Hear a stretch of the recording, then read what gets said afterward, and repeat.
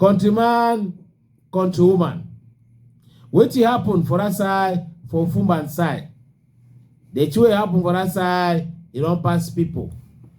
Now, Professor Ann Jom learn, now you don't send it SOS.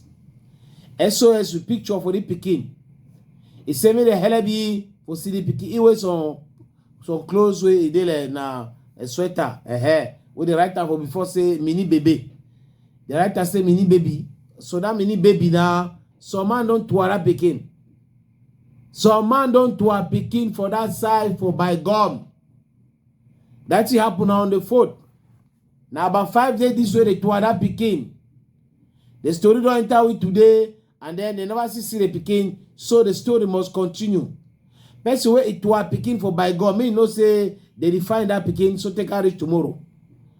When they go see ye, so the best thing for do now for come back that pikin back. He chief the pikin for do it with the pikin.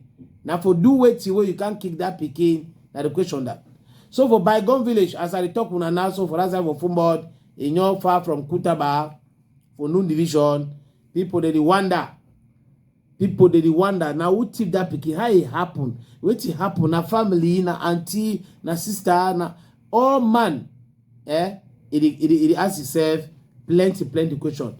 Because for no I in the past, when I know say for we will talk say even me kai. There is some people they be tief for that side from Banga, and then it happen to say I know the woman. Imasa. So police they can't catch am because say na for them who know am when me too I know say them say that woman be the life for belle.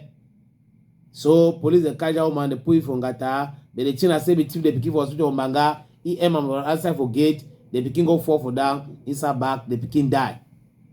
And then one go take pikin don't die. He can't see run for go show him as I say he don't born. Say na the pikin die don't born. The pikin don't kwara. That's where he pass. So mo just take care.